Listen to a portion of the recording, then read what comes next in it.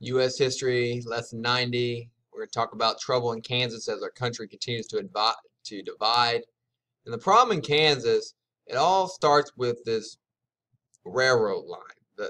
At the time, the Transcontinental Railroad, they're considering building a transcontinental railroad, and it was going to go from New Orleans to Southern California through the deserts of Texas and New Mexico. Real good, clean, easiest route to get to the West. It was going to make New Orleans powerful. But Stephen Douglas, who owned a lot of land in central Illinois, wanted the railroad line to go through his land so he could sell it. And Stephen Douglas is a very powerful senator, very influential, and he wants the line to go from Chicago to San Francisco, right through here. So he brokers a deal with the Southern leadership. He said, you know, if you all will move the railroad line up towards Chicago,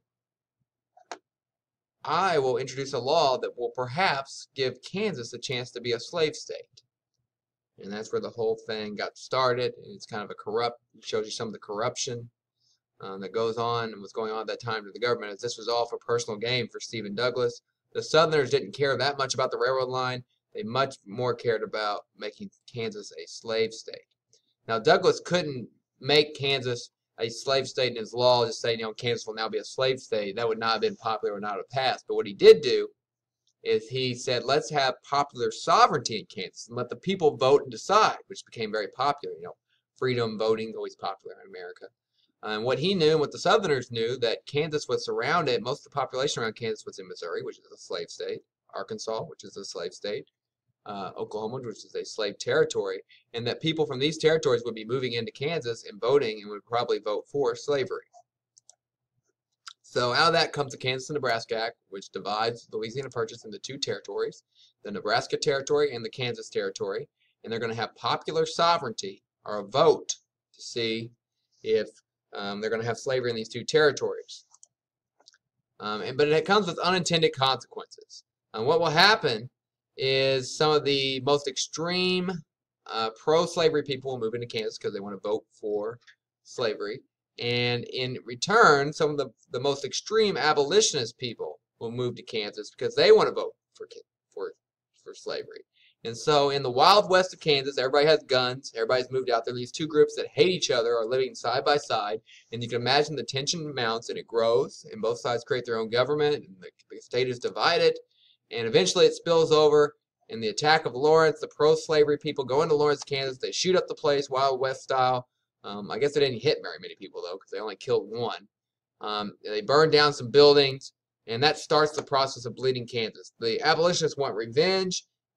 John Brown, a abolitionist who some would consider used terrorist activities to fight against slavery, will, in the middle of the night, him and his followers will go to the Potawatomi Creek Village, a pro-slavery village. They'll burn the houses down, and when the people come out because their house is on fire, he shoots them, shoots 5 of them.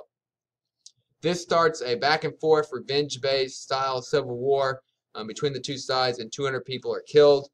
And, you know, this is a preview of what's to come. You know, if you're thinking about analogies, think about before large earthquakes, there's a tremor a few hours, a few weeks before that's kind of a warning sign. Well, think of the Civil War as being the large earthquake and bleeding Kansas as being the tremor before. It's a warning. It's showing you what can happen over slavery. And what will happen is the country will not take the warning and we'll have the huge, giant, terrible Civil War, which will kill hundreds of thousands of people. There's the attack on Lawrence, what it may have looked like. Potawatomi Creek, what it may have looked like.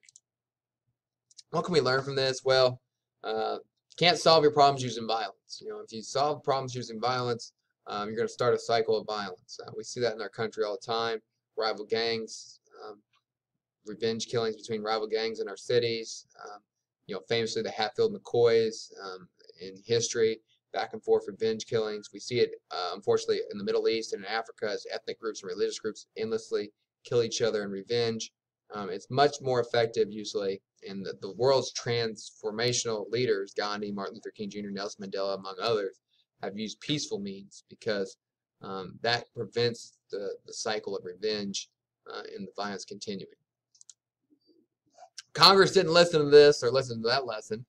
They actually are fighting in Congress. Senator Preston Brooks will actually beat Northerner Charles Sumner nearly to death right there in the Capitol building after Charles Sumner made a speech that was critical of some of Preston Brooks's family and friends. So the violence has spilled over to Washington, D.C. and will continue in an effort to unite all the people that were against slavery spread to the West. A new political party was formed. It's called the Republican Party. Of course, it still exists and it's very powerful today in 2017. It was the members of the Whig Party, the Democratic Party, the Free Soil Party, and the abolitionists who came together and they decided they're going to unite to fight against the spread of slavery.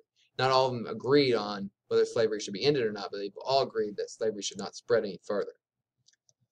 One controversial case as the country looked for the Supreme Court to solve the issue of slavery was the Dred Scott decision. Dred Scott was a slave from Missouri. He worked for a doctor or surgeon who traveled around. And the doctor always promised Dred that upon his death, Dred would be free.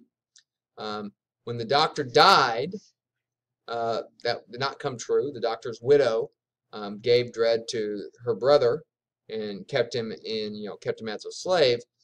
And this, of course, was, I imagine, devastating for Mr. Scott. But he will get help from abolitionist lawyers, and together they will file a lawsuit that will say that because Dred Scott lived at times in Illinois and Wisconsin, he was actually a free man. This goes all the way to the Supreme Court, but ultimately the Supreme Court, who had many older judges who were very pro-slavery, took it as an opportunity to lay the hammer down on the slavery debate and a hammer down on the abolitionists. And they ruled three very extreme rulings on Dred Scott. First, they said Dred Scott was not a citizen, so he could not sue. He had no rights at all, basically saying that all African Americans are not citizens. They have no rights and cannot sue or defend themselves in court.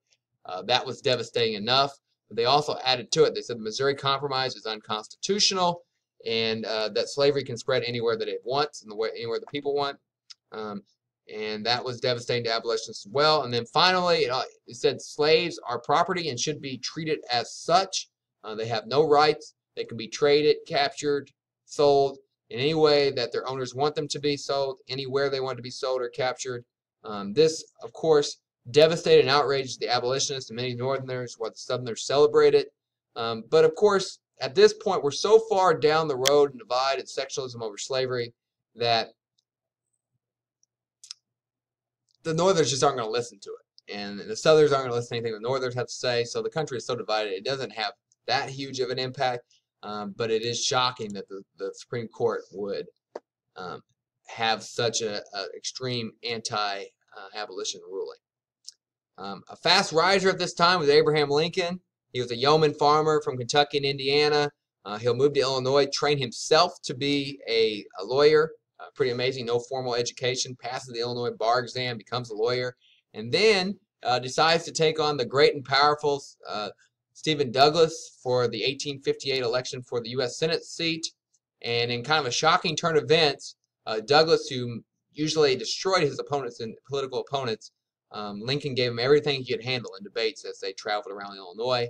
The entire country will take notice, and people are starting to realize, even though Lincoln will end up losing to Douglas, that Lincoln is a fast riser on the political scene and a real candidate for the 1860 presidency.